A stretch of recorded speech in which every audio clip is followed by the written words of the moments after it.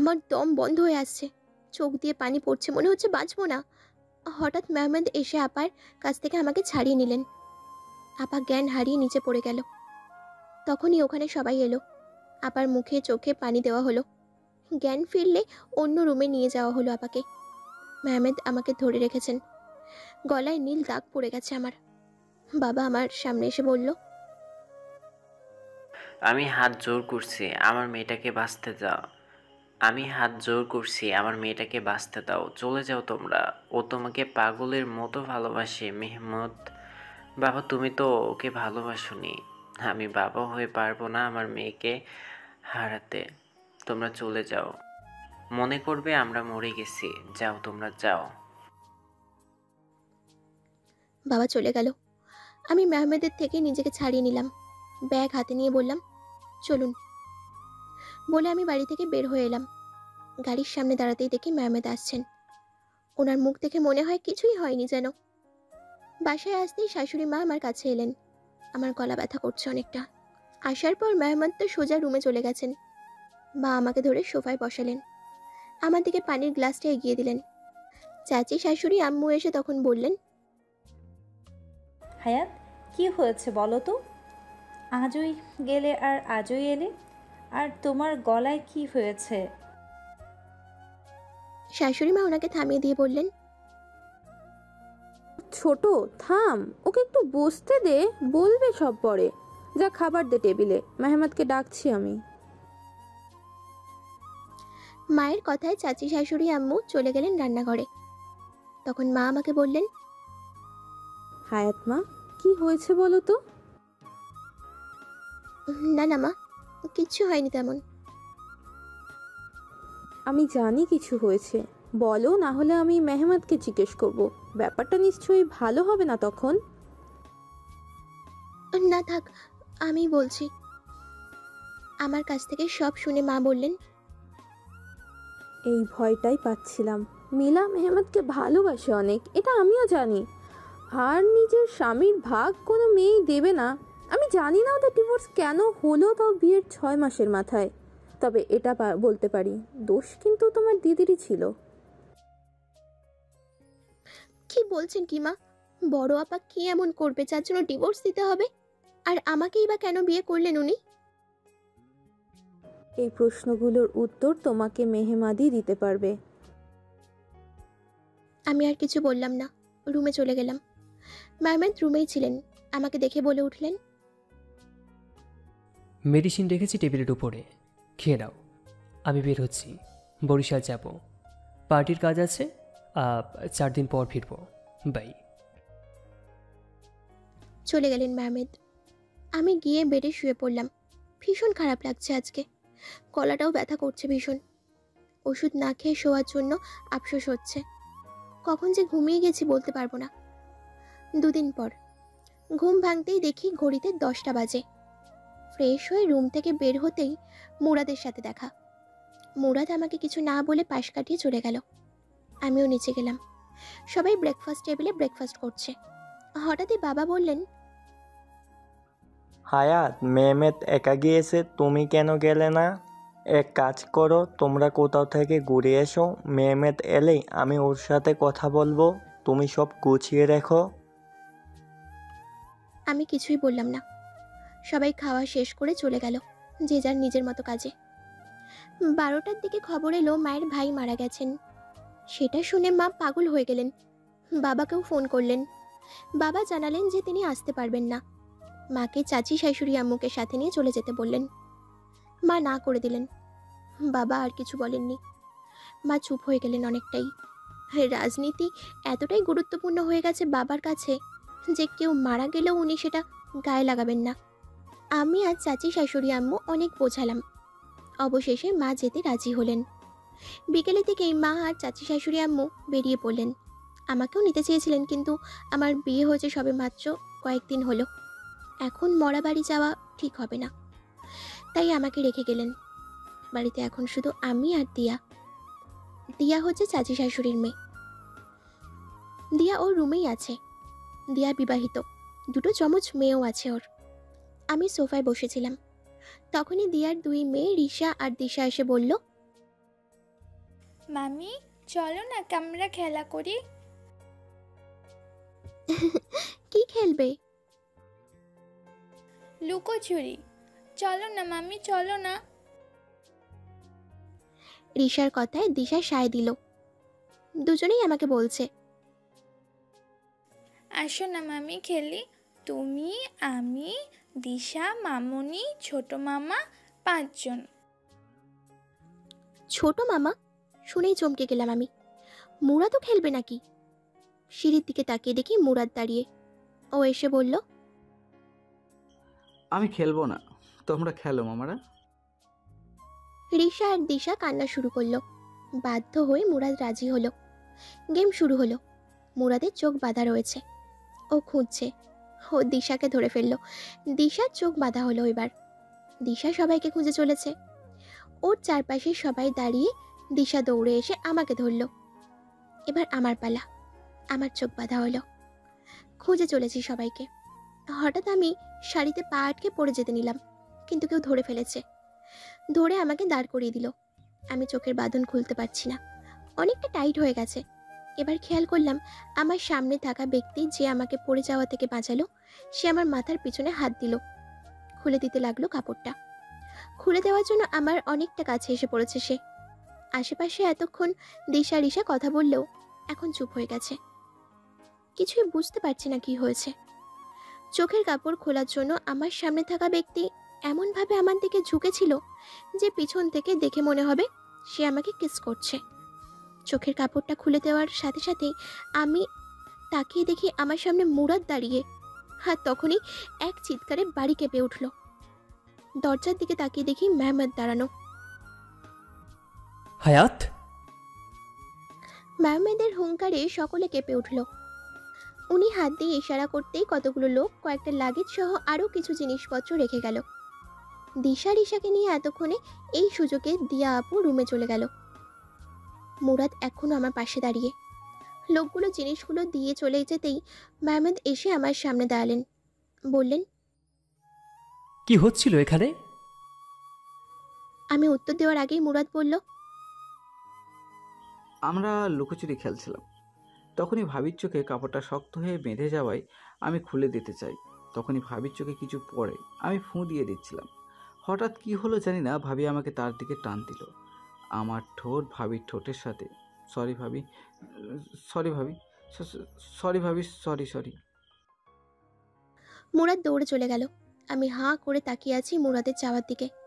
এত বড় মিথ্যা কথাগুলো বলল কিভাবে ও? মেহমেদের দিকে তাকিয়ে দেখি ও অগ্নি দৃষ্টিতে আমার দিকে তাকিয়ে আছে। আমার হাত খুব শক্ত করে ধরে রুমে নিয়ে এলেন। বিছানায় ছুঁড়ে দিলেন আমাকে। আমার সামনে এসে বলতে লাগলেন, বোনের মতো হচ্ছ? কয়জন পুরুষ লাগে তোমার? হ্যাঁ, ও আচ্ছা, বুঝেছি। আমি তো তোমাকে টাচ করিনি, আর তাই তোমার নজর আমার ভাইয়ের দিকে পড়েছে। বোন যেমন, তুমিও তেমন স্পর্শ চাও, তাই তো? ওকে, দেব তোমাকে। চুপ করুন, কি যাতা বলে যাচ্ছেন? আমি এমন কিছুই। কিচ্ছু শুনতে চাইছি না।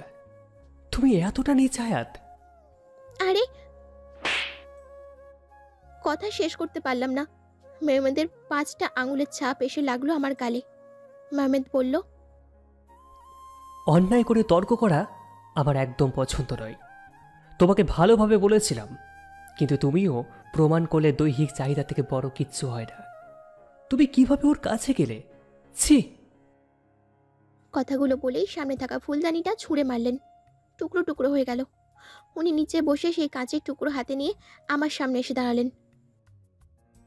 দেখি তোমার হাত দুটো। এই হাত দিয়ে মুরাদকে তুমি কাছে টেনেছিলে, তাই না? ওনার আচরণে সাইকো ভাব ফুটে উঠছে। ভয় গলা শুকিয়ে আসছে আমার। আমি পিছিয়ে যেতেই উনি হাত ধরে আটকালেন। আমি তোমাকে এই কাঁচ দিয়ে আঘাত করব না, ভয় পেও না। বলেই উনি আমার হাত ছেড়ে দিলেন। দুহাত দিয়ে গালটা ধরে অষ্টদ্বয় মিলিয়ে দিলেন। রাত 2টা। বিছানার একপাশে গুটিসুটি হয়ে বসে আছি। আমার পাশে উপর হয়ে ঘুমাচ্ছে মেহমেদ। শান্ত লাগছে ওনাকে, কিন্তু আজ ওনার যে হিংস্র রূপ আমি দেখেছি, তাতে এটা নিশ্চিত উনি খুব বড় একটা ধাক্কা খেয়েছেন। কিন্তু কি নিয়ে? বড় আপা এমন কি কিছু করেছে যার জন্য ওনার এমন সাইকো হওয়া? এমন সাইকো উনি, এটা কেউ জানে আদেও? আমার তো মনে হয় না। ভাবনার মাঝে বেডসাইড টেবিলে রাখা ম্যামেদের ফোনটা বেজে উঠল। তাতে স্পষ্ট করে একটা নাম ভেসে উঠেছে, মিলা। বড় আপা এত রাতে কেন ফোন দিবে ওনাকে, তা ওনার পার্সোনাল ফোনে? ম্যামেদের 3টা ফোন, দুটোতেই সব সময় অফিসের কাজের লোকেরাই ফোন করে, আর এটাতে কাছের মানুষজনেরা। এটা মায়ের থেকেই জেনেছি। আমি সব ভাবনা বাদ দিয়ে ফোনটা হাতে নিয়ে রিসিভ করতে যাব, ঠিক তখনই মেহমেদ আমার হাতটা ধরে টান দিলেন। বসা থেকে শুয়ে পড়লাম। ফোনটা হাত থেকে যে কোথায় পড়লো কে জানে। তাকে দেখি মেহমেদ এখনো ঘুমিয়ে। ঘুমের মাঝেই আমার গলার মুখ টুপিয়ে দিলেন। আমার রাগ হলো। আমি ওনাকে ধাক্কা দিতেই আমার হাত আটকে দিলেন। এখন কি এভাবে বন্দি হয়ে ঘুমাতে হবে নাকি? হে কেমন অত্যাচার!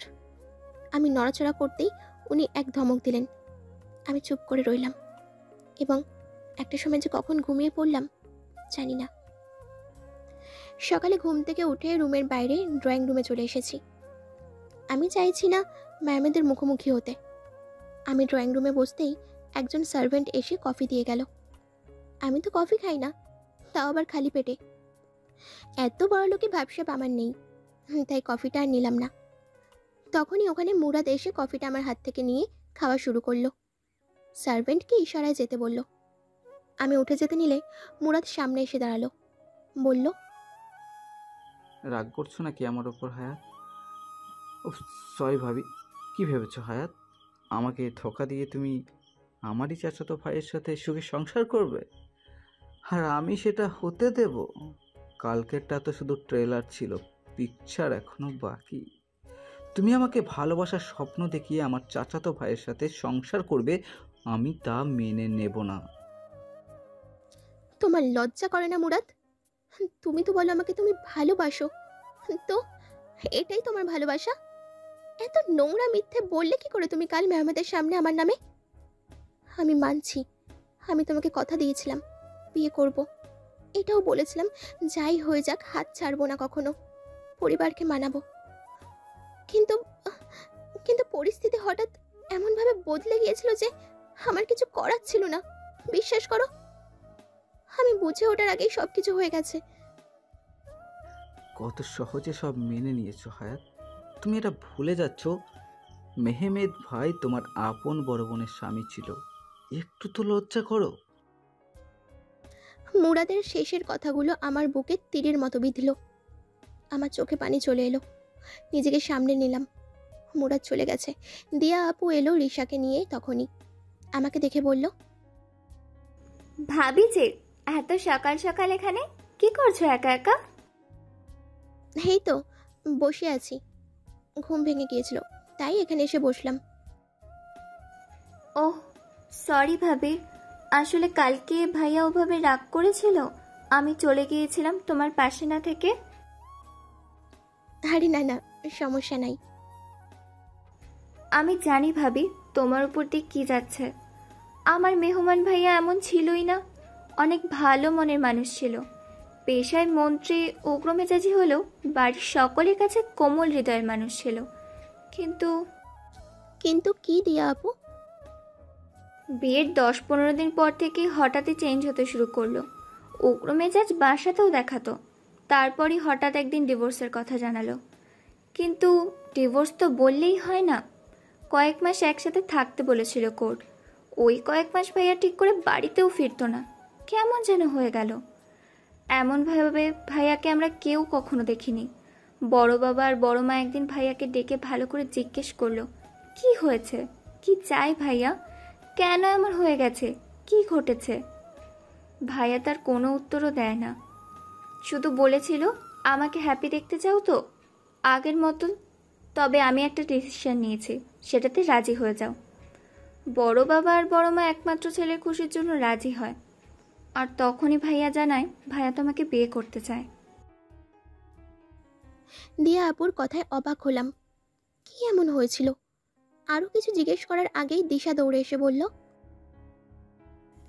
মামি মামি, মামা তোমাকে ডাকছে। আমি যাব না। তাই দিয়ার সাথে ভাব জমানোর চেষ্টা করলাম।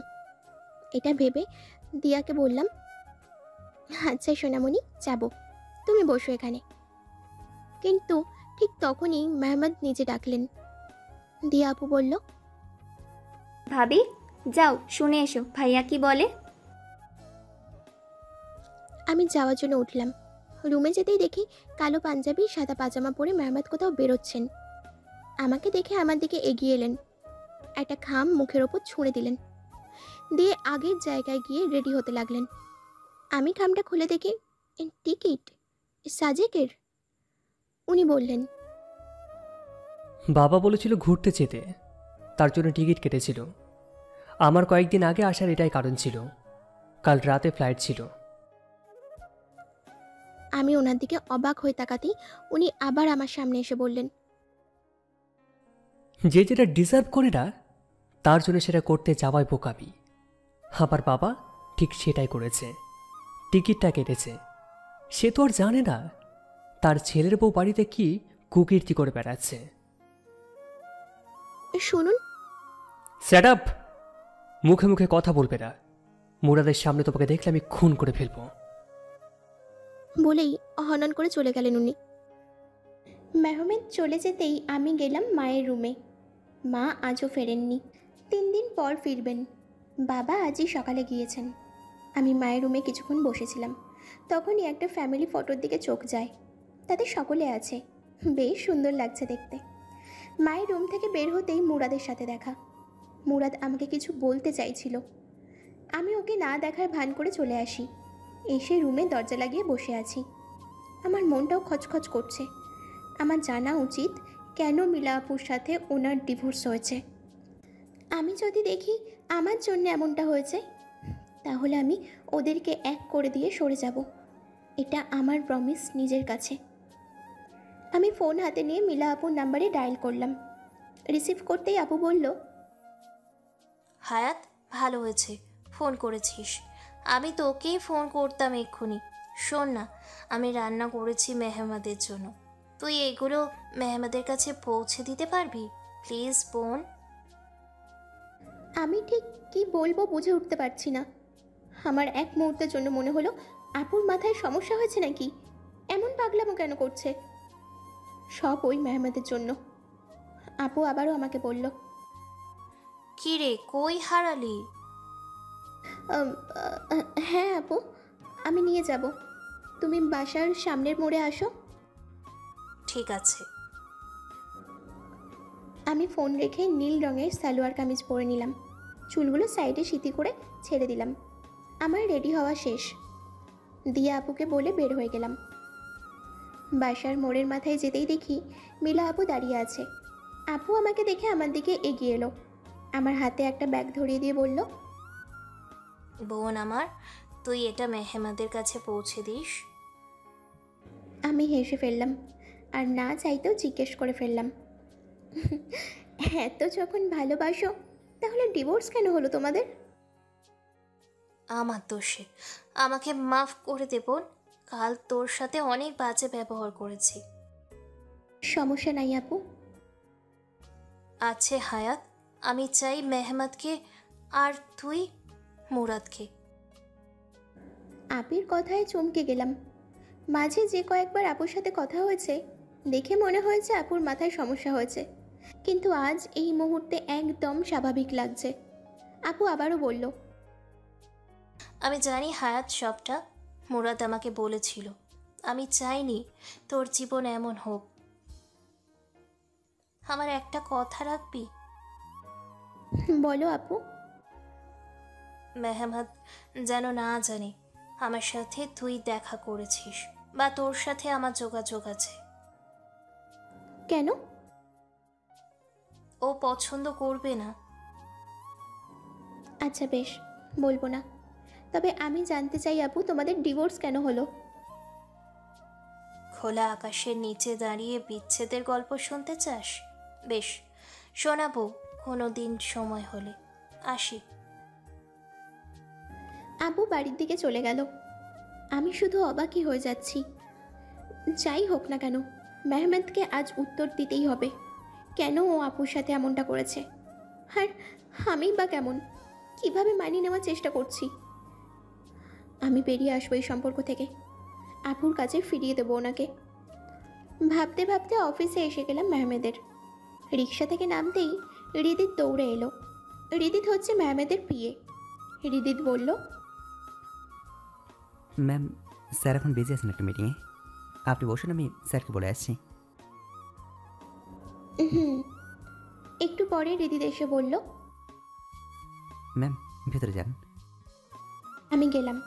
আমি দেখলাম মেহমেদ নিজের চেয়ারে বসে কলম ঘুরাচ্ছে। আমাকে দেখেই বলল,